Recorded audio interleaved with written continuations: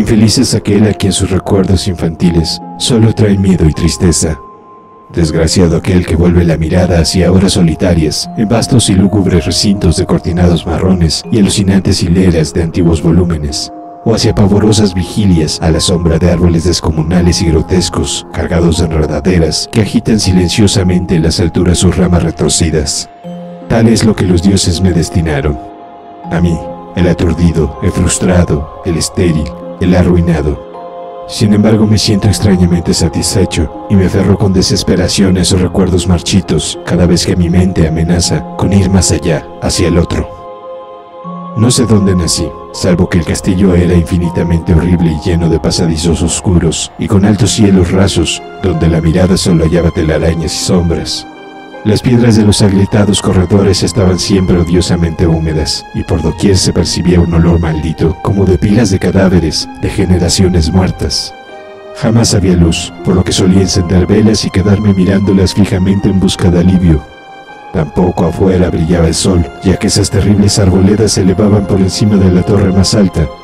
Una torre negra, sobrepasaba el ramaje, y salía al cielo abierto y desconocido. Pero estaba casi en ruinas y solo se podía acceder a ella por un escarpado muro poco menos que imposible de escalar. Debo haber vivido años en ese lugar, pero no puedo medir el tiempo. Seres vivos debieron haber atendido a mis necesidades, sin embargo, no puedo rememorar a persona alguna excepto yo mismo, ni ninguna cosa viviente salvo ratas, murciélagos y arañas, silenciosos todos. Supongo que quien quiera que me haya cuidado debió haber sido asombrosamente viejo, puesto que mi primera representación mental de una persona viva fue la de algo semejante a mí, pero retorcido, marchito y deteriorado como el castillo. Para mí no tenían nada de grotesco los huesos y los esqueletos esparcidos por las criptas de piedra cavadas en las profundidades de los cimientos.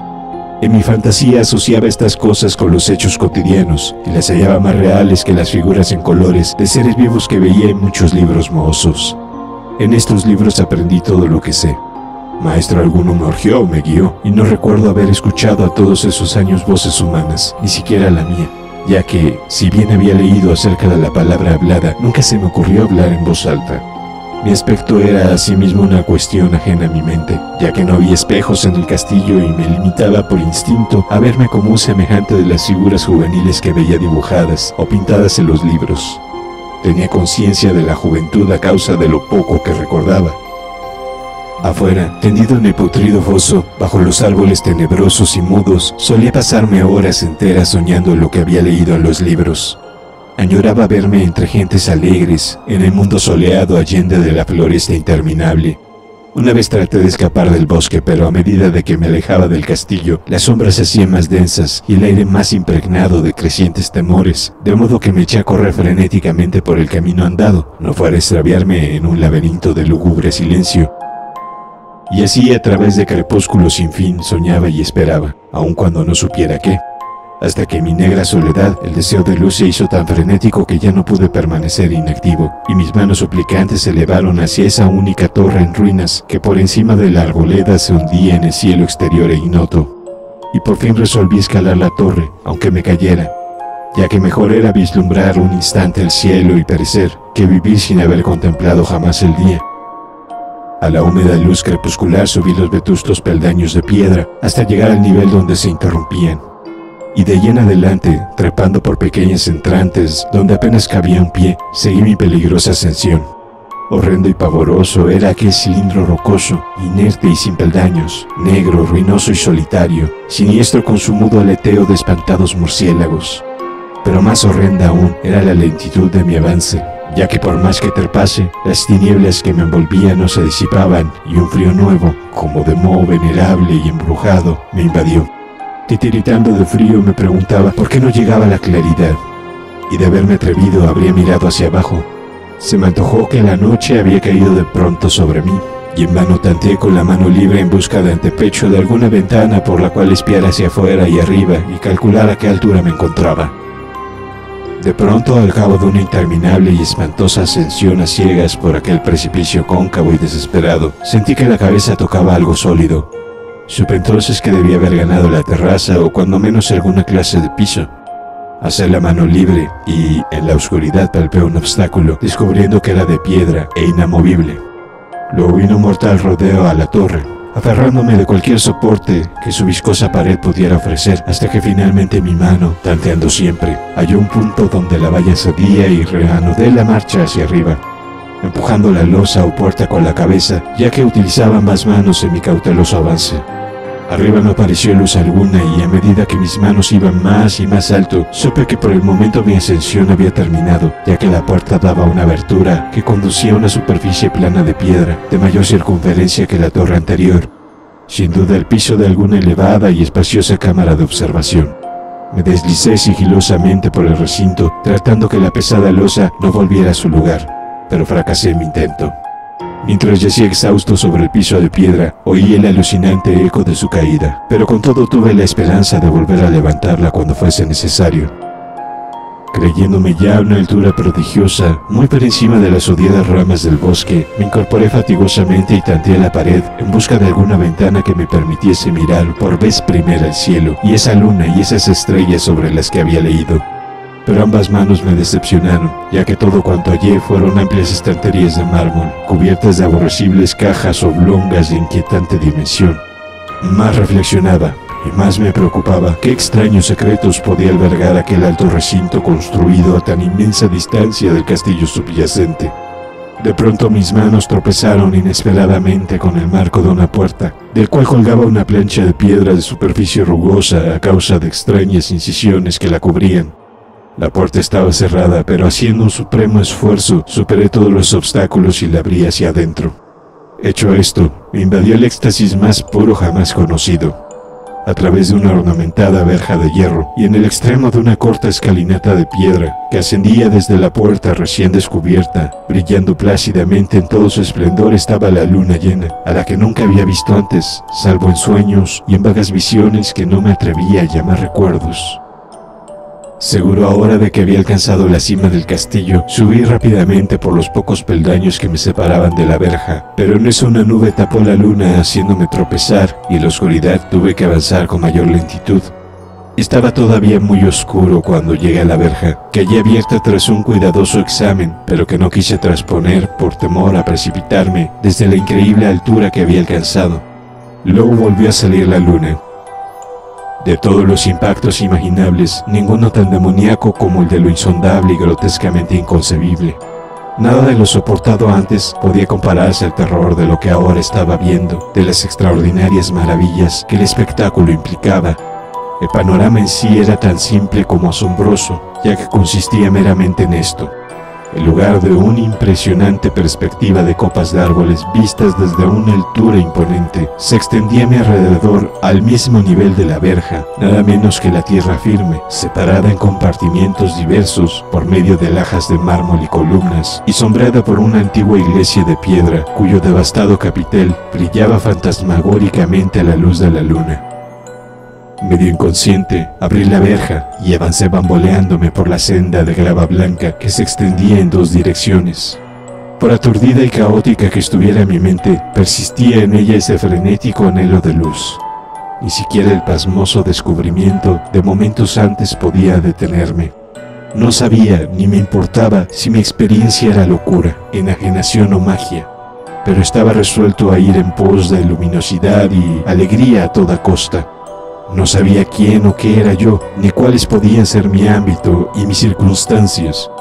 Sin embargo, a medida que proseguía mi tambaleante marcha, se insinuaba en mí una especie de tímido recuerdo latente que hacía mi avance, no del todo fortuito, sin rumbo fijo por un campo abierto, unas veces sin perder de vista el camino, otras abandonándolo para internarme lleno de curiosidad por praderas en las que solo alguna ruina ocasional revelaba la presencia, en tiempos remotos, de una senda olvidada.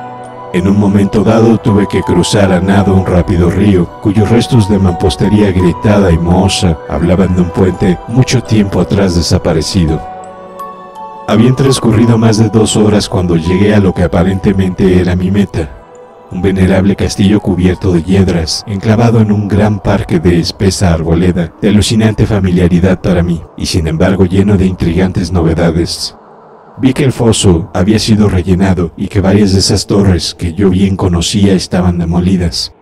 al mismo tiempo que se erguían nuevas alas que confundían al espectador.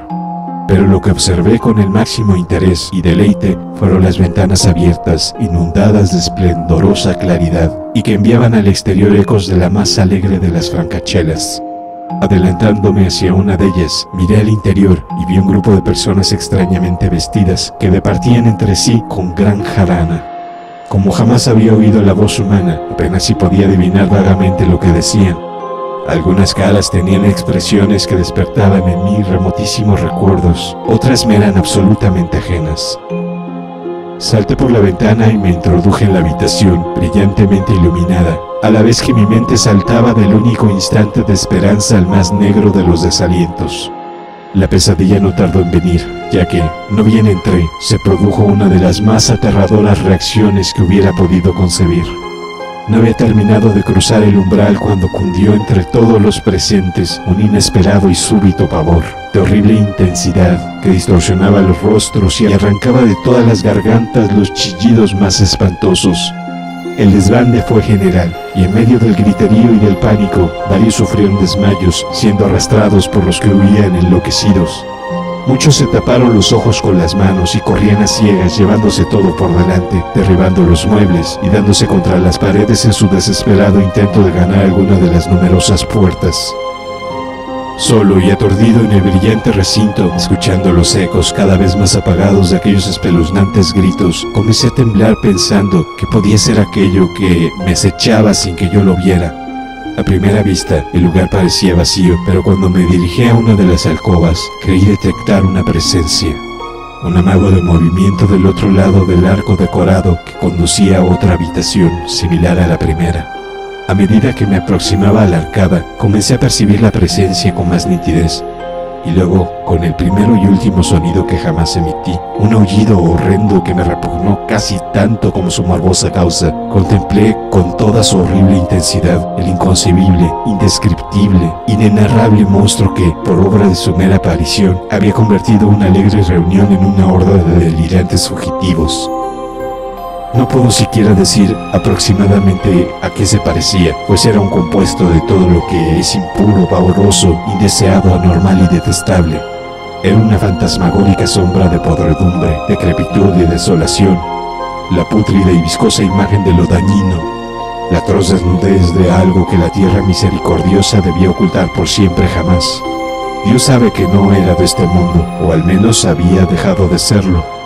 Sin embargo, con enorme horror de mi parte, pude ver en sus rasgos carcomidos con huesos que se entreveían una repulsiva y lejana reminiscencia de formas humanas, y en sus enmohecidas y destrozadas ropas una indecible cualidad que me estremecía más aún.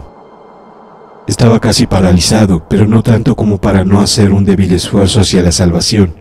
Un tropezón hacia atrás que no pudo romper el hechizo en que me tenía apresado el monstruo sin voz y sin nombre. Mis ojos embrujados por aquellos asqueantes ojos vítreos que los miraba fijamente se negaban a cerrarse.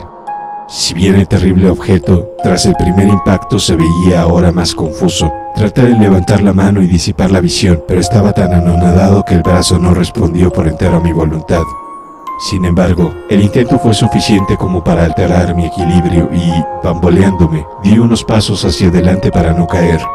Al hacerlo, adquirí de pronto la angustiosa noción de la proximidad de la cosa, cuya inmunda respiración tenía casi la impresión de oír. Poco menos que enloquecido, pude no obstante adelantar una mano para detener a la fétida imagen, que se acercaba más y más, cuando de pronto mis dedos tocaron la extremidad putrefacta que el monstruo extendía por debajo del arco dorado. No chillé, pero todos los satánicos vampiros que cabalgan en el viento de la noche lo hicieron por mí, a la vez que dejaron caer en mi mente una avalancha de anonadantes recuerdos. Supe en ese mismo instante todo lo ocurrido. Recordé hasta más allá del terrorífico castillo y sus árboles. Recorrí el edificio en el que me hallaba. Reconocí, lo más terrible, la impía abominación que se erguía ante mí, mirándome de soslayo mientras apartaba de los suyos mis dedos manchados. Pero en el cosmos existe el bálsamo además de la amargura, y ese bálsamo es el olvido. En el supremo horror de ese instante olvidé lo que me había espantado, y el estallido de recuerdos se desvaneció en un caos de reiteradas imágenes. Como entre sueños, salí de aquel edificio fantasmal y execrado y eché a correr rauda y silenciosamente a la luz de la luna. Cuando retorné al mausoleo de mármol y descendí los peldaños, encontré que no podía mover la trampa de piedra, pero no lo lamenté, ya que había llegado a odiar el viejo castillo y sus árboles. Ahora cabalgo junto a los fantasmas burlones y cordiales, al viento de la noche, y durante el día juego en las catacumbas de Neferka, en el recóndito y desconocido valle de Hadod a orillas del Nilo. Sé que la luz no es para mí, salvo la luz de la luna sobre las tumbas de roca de Ned, como tampoco es para mí la alegría, salvo las inominadas fiestas de Mitocris bajo la gran pirámide. Y sin embargo, en mi nueva y salvaje libertad, agradezco casi la amargura de la alienación. Pues aunque el olvido me ha dado la calma, no por eso ignoro que soy un extranjero. Un extraño en este siglo y a todos los que aún son hombres. Esto es lo que supe desde que extendí mis dedos hacia esa cosa abominable surgida en aquel gran marco dorado. Desde que extendí mis dedos y toqué la fría e inexorable superficie del pulido espejo.